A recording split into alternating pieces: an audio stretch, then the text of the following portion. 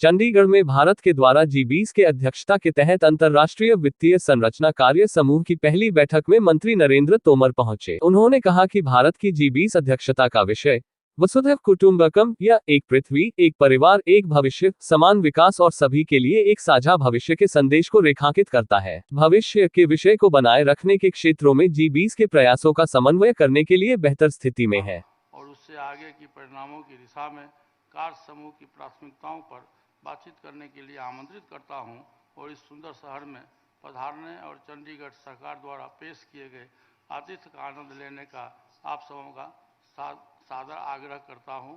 आप सभी को धन्यवाद। धन्यवाद माननीय मंत्री जी।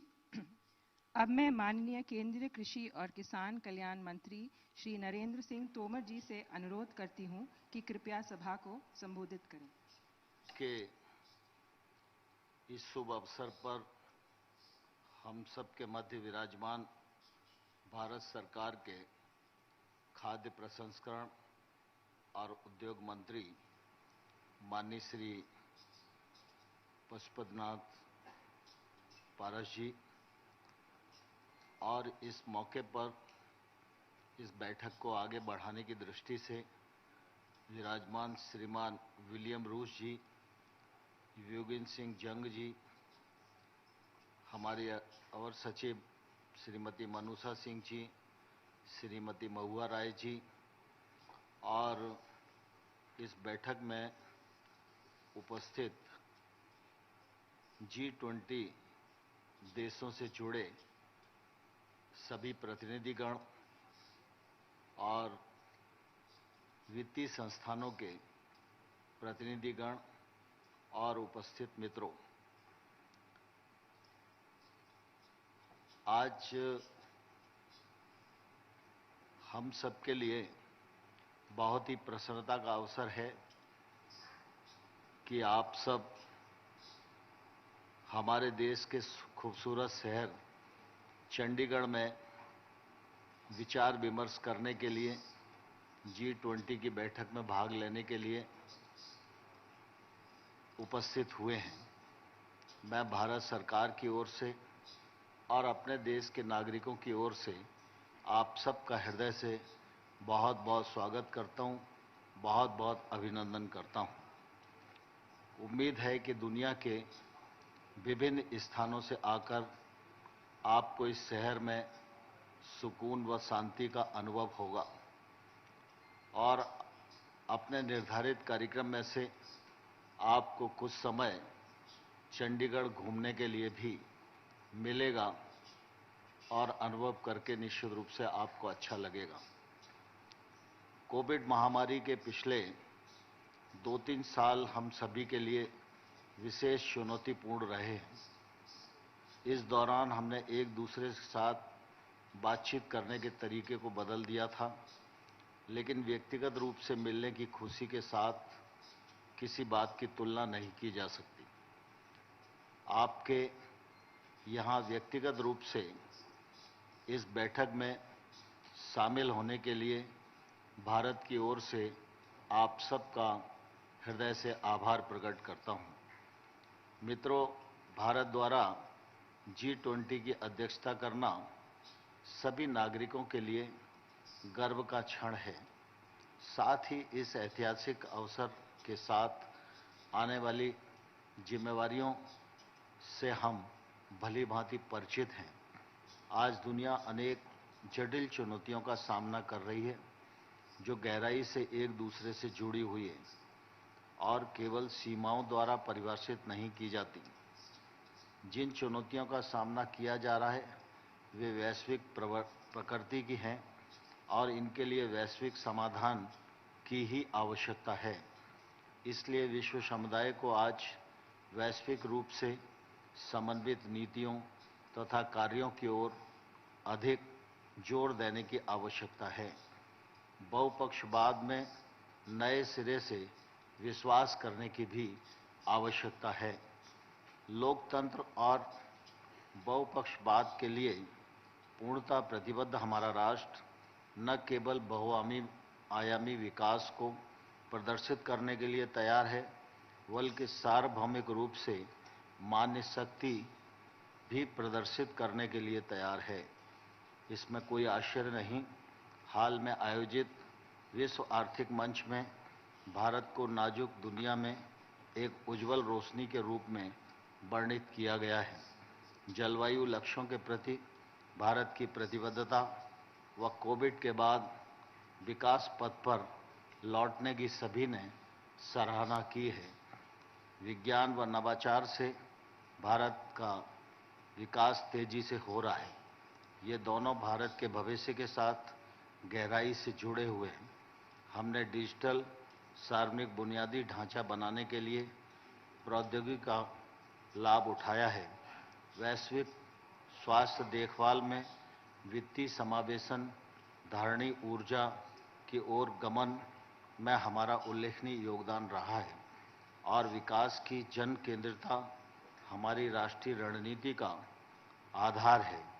यह वही दर्शन है जो G20 की अध्यक्षता का विषय एक पृथ्वी, एक परिवार और एक भविष्य को रेखांकित करता है। भारत को जिम्मेवारी दी गई है, हम उसे निभाने के लिए तैयार हैं। हमें अपने सफल विकास मॉडल के टेम्पलेट को साझा करने में खुशी होगी और उसी प्रकार आप सभी से सीखने के लिए भी हम तत्पर हैं। इस वर्ष हमारी प्राथमिकताओं और परिणामों के माध्यम से हम सक्रिय बातचीत और विचार विमर्श के माध्यम से एक व्यवहारिक वैश्विक समाधान ढूंढना चाहते हैं। ऐसा करते हुए हम विकासशील देशों की आवाज़ को बढ़ाने में भी गहरी रुचि लेंगे। हम अब किसी को पीछे नहीं छोड़ सकते। हमारे G20 के समावेशी, महत्वाकांक्षी, कार्य उन्मुख और निर्णायक एजेंडा के माध्यम से हमारा लक्ष्य वसुधैव कुटुंबकम की सच्ची भावना को प्रकट करना है।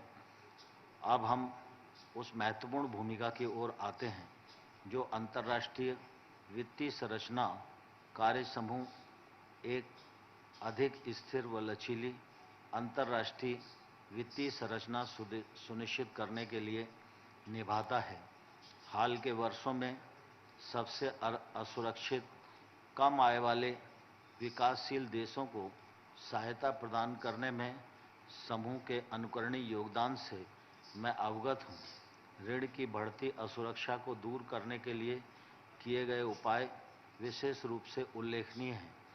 2023 में भारत की अध्यक्षता से इन प्रयासों की बढ़ती गति जारी रहेगी। साथ ही समूह इस बात पर विचार करने के लिए अपनी अच्छी स्थिति का लाभ भी उठाएगा। हम वैश्विक और वित्तीय शासन को कैसे फिर से डिजाइन कर सकते हैं। मुझे यह जानकर प्रसन्नता हुई कि भारत की अध्यक्षता में समूह यह पता लगाने का प्रयास करेगा कि विकास के प्रमुख एजेंट बहुपक्षीय विकास बैंक 21वीं सदी की वैश्विक चुनौतियों से निपटने के लिए किस प्रकार बेहतर ढंग से सुसज्जित हो सकते हैं। 2023 में सफल पहली बैठक के साथ अन्य सभी बैठकों की सफलता के लिए मैं अपनी ओर से बहुत बहुत शुभकामनाएं देता हूं। धन्यवाद माननीय मंत्री जी। अब मैं माइक हैंड ओवर करती हूं आरबीआई से मिस महुआ रॉय मैम को। नमस्कार। हमारे माननीय अतिथियों श्री नरेंद्र सिंह तोमर, माननीय कृषि और किसान कल्याण मंत्री, और श्री पशुपति कुमार पारस, माननीय खाद्य प्रसंस्करण उद्योग मंत्री, G20 सदस्यों, आमंत्रित देशों और अंतर्राष्ट्रीय संगठनों के प्रतिनिधियों को हार्दिक सुप्रभात। माननीय मंत्रियों को धन्यवाद ज्ञापन मेरे लिए सौभाग्य की बात है। G20 international financial architecture working group और यहाँ उपस्थित सभी लोगों और वेबएक्स से जुड़ने वाले की ओर से मैं माननीय मंत्रियों को अपना धन्यवाद और आभार व्यक्त करती हूँ। उन्होंने अपने व्यस्त कार्यक्रम से समय निकालकर इस अवसर की शोभा बढ़ाई और अपने विचार साझा किए। आप दोनों ने कमजोर और कम आय वाले विकासशील देशों की जरूरतों को पूरा करने के लिए वैश्विक वित्तीय व्यवस्था को पुनः संरचना करने और इसे फिर से नई दिशा देने की आवश्यकता को रेखांकित किए हैं। इसके अलावा आप दोनों ने आज वैश्विक अर्थव्यवस्था के सामने आने वाली जटिल और परस्पर जुड़ी चुनौतियों और वैश्विक रूप से समन्वित नीतियों और कार्यों को करने का आवश्यकता पर प्रकाश डाला है, जो इस समूह का मुख्य उद्देश्य है। महोदय, आपके मार्गदर्शन और उत्साहवर्धक शब्दों के लिए धन्यवाद।